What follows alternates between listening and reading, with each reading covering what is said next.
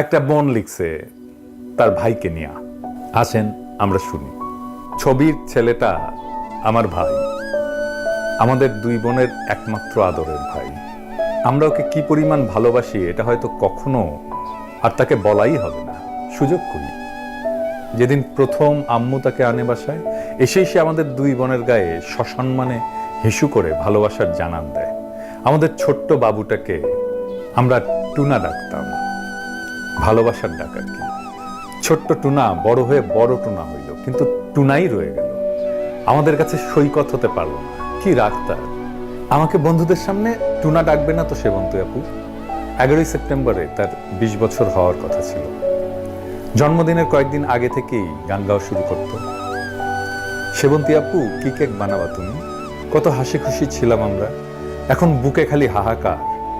কি যেন নাই, নাই তো নাই। আমাদের কলিজাকে গুলি করে মারা হয়েছে। আমার ফুলের মতো ভাইটাকে ঠান্ডা মাথায় টার্গেট করে মাথায় গুলি করা হয়েছে। বাবার কাছে ছেলের লাশের চেয়ে ভারী এই পৃথিবীতে কিছু আছে? বিচার কাকে দেব? আল্লাহর কাছে দিলাম। আমার আল্লাহ কখনো কারোর সাথে অবিচার করতে পারে না। হাসরের ময়দানে বিচার করবে আমার আল্লাহ।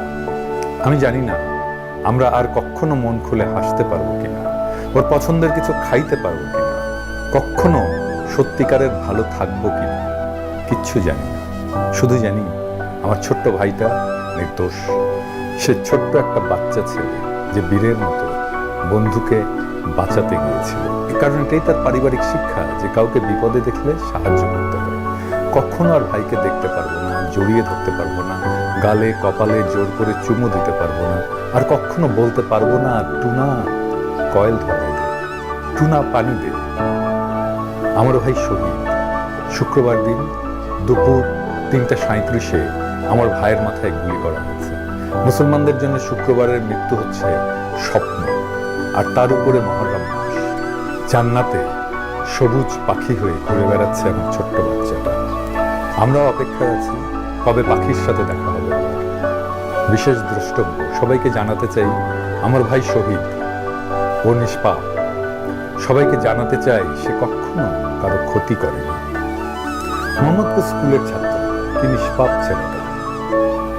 মেয়েটা একটা ভিডিও দিয়েছিল কয়েকদিন আগে, লিখেছিল মেরু করতে যায়। ছেলেটার শেষ ভিডিও।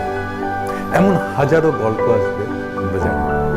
আমাদের সন্তানদের যারা এইভাবে হত্যা করেছে তাদের ক্ষমা নাই, কেউ থাকুক আর না থাকুক।